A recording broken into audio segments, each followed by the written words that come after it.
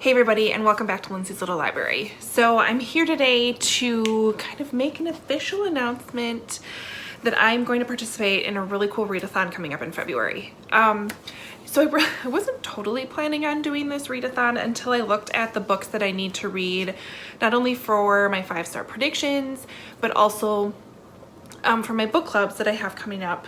And it just fits really well. So it's called the Historathon. It's a historical fiction based readathon that takes place the entire month of February.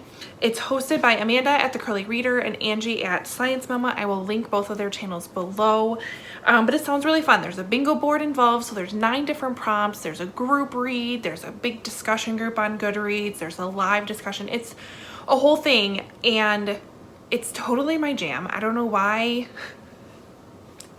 where the hesitancy was to do this readathon, but it's happening. I'm jumping in. So I'm a fan of month-long readathons. I feel like there's not quite the pressure that's put on as like a week-long.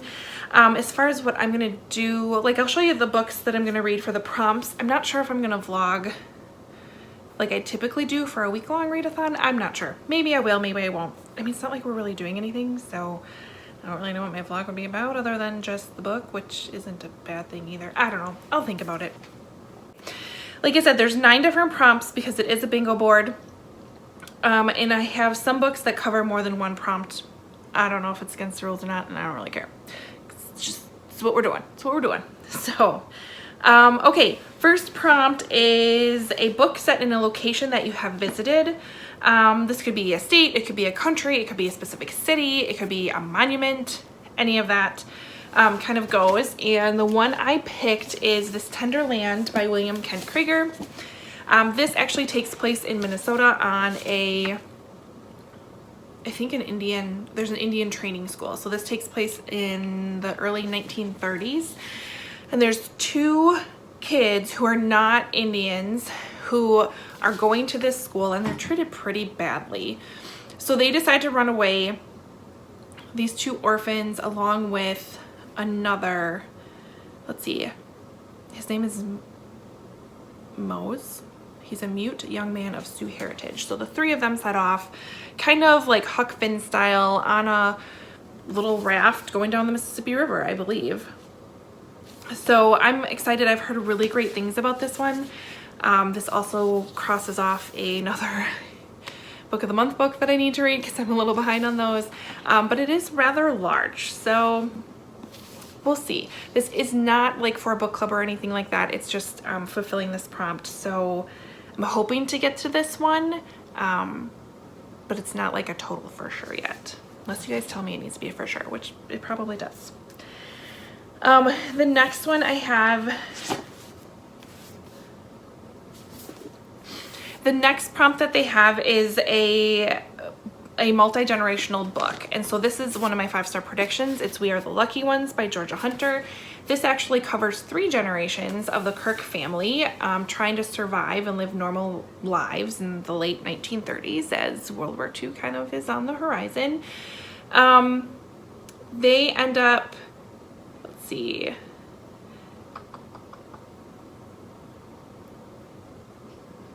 okay, so they are living in Poland, kind of seeing what's taking place in Europe, and eventually get flung to the far corners of the world, each desperately trying to navigate her own path safely. I've heard nothing but fantastic things about this book. I'm beyond excited to read it, so there we go. That one's our multi-generational book. The next one I have, or the next prompt that there is a book about a war other than World War II. I have a couple of options for this. The first one I think I might be taking a little bit more liberty with than maybe that is, but News of the World by Paulette Giles.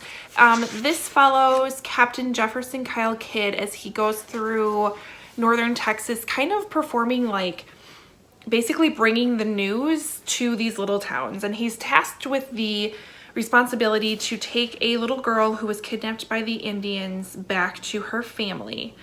I want to say it takes place kind of during a wartime because there's still this fight between the Indian tribes and the federal and the army. He is a captain in the army. Like I said, I might be taking a little bit of liberty with this one, but this one is a book club book that I have to get read, so I threw that one in there. I have two other ones that are on my shelves that I haven't looked at in a while that I'm interested in as well. So I have The Rebel Wife by Taylor M. Politz.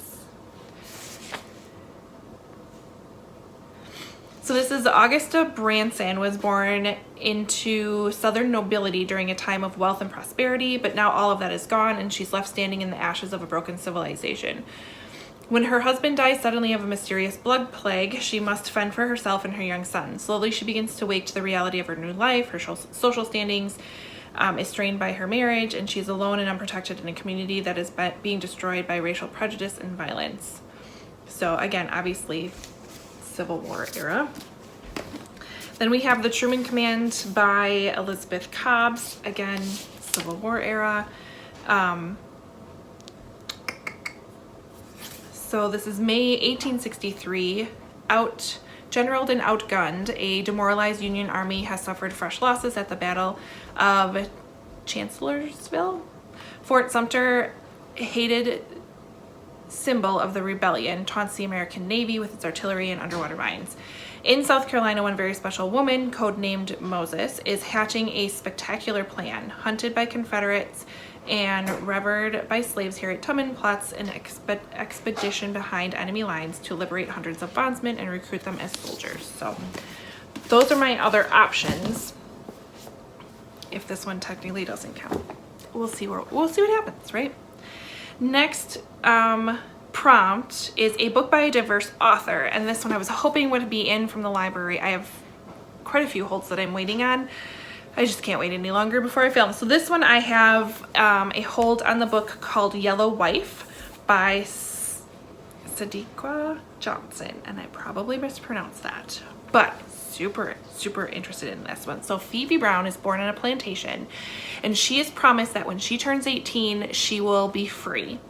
Unfortunately, that promise doesn't come true, and she's actually either sold or condemned or sent to this Devil's Half Acre. It is a prison for slaves where there is torture and there is violence and there is corruption, and is not a good place. But she is sent there, and she's basically now become the mistress of the owner of this place and has to, I'm assuming, make some really tough decisions. But I'm really excited for this book. It looks really interesting. So that one is on the docket for sure. The next prompt is a book in historical fiction subgenre. So historical fiction with romance or with some fantasy or with something else. So again, I might be taking a little bit of liberty with this one, but it's on my TBR and I'm thinking it's going to count. And so we're going to say The Invisible Life of Addie LaRue by V.E. Schwab. So this one follows Addie LaRue as she has become immortal. She will live forever, but no one will ever remember her. She'll go into a shop, she'll come back a few minutes later, and nobody remembers her. And so it follows her through time. So we start out in France in 1714. There's the historical fiction aspect of it.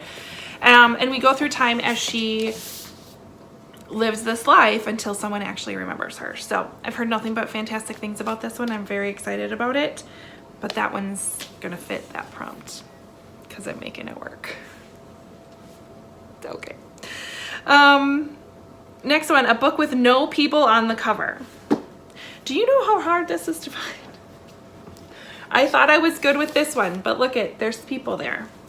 This one works, as well as this one I thought worked, but look it right there. So we're just gonna go with this one. Invisible Life of Addie LaRue. That was hard. That's really hard. Harder than I thought it would be, right? All right, next prompt, a book set in winter. So we have A Gentleman in Moscow by Amor Towles. I'm going to assume it's going to be winter at some point in time in this book. As we have 1922, Count Alexander Rostov is deemed unrepented aristocrat by the Bolshevik tribunal and is sentenced to house arrest in this grand hotel. I'm assuming it's going to be winter at some point. plus it's on my list of books I have to read. The other one I'm gonna assume is going to be in the winter at some point is We Are the Lucky Ones. Again, I'm assuming there's gonna be winter at some point. Again, I'm taking some liberty with these prompts. Please bear with me, right? All right, and then the last one is a book with a person's name on the title. Again, we're gonna go with Addie Larue. Then the last prompt we have is the group read, which is The Yellowbird Sings by Jennifer Rosner. This takes place during World War II in Poland, and we have two main characters are Rosa and Shira, I think. Shira's 5. She's a musical prodigy. They are Jewish and have to take refuge in their neighbor's barn and hide in the barn, and part of that, they need to be quiet and very quiet. And Rosa, who's 5, and I don't know a 5-year-old. I don't have a 7-year-old who can be quiet, is having a hard time staying quiet. And so her mom invents this story about a little girl who could not say any words, and so instead the yellowbird sings for her. And so you have this story within a story, which I love. It's World War II historical fiction, which I love. I am so excited about this book. Another library book that I'm waiting to come in, waiting for my hold to patiently come in, because I'm really trying hard not to buy books right now. So hopefully I get it in time, because I believe there's a live discussion happening. I want to say like February 27th. Don't quote me on that. I think that's right. I think on Amanda's channel, she's going to host it. So hopefully I get it in time to read that. So not too bad as far as number of books that I am committed to reading. I have to read this one. I have to read this one. I have to read this one, and I have to read this one, as well as the group read. So that's 5 books, which isn't too bad. And then kind of hopefully getting to this Tenderland, and I really want to get to Yellow Life. So 7 books, that's pretty average for me in a month. I'm trying to think if I have any other ones. No, I think that would be pretty good. So here they are. I hope they work. I think they'll work. You know, it's a readathon. I can't take it too seriously. The whole point is just to motivate people and to get reading. I'm not going to worry about it too much. We're just going to make it work. Otherwise, let me know below. Are you participating in Historathon? If not, why not? It's so fun. And then if you are, let me know what kind of books you're reading. Let me know if mine are totally off the mark. Not that I care, but I just like to chat books. So comment below. Otherwise, like and subscribe, and I will see you next time. Bye.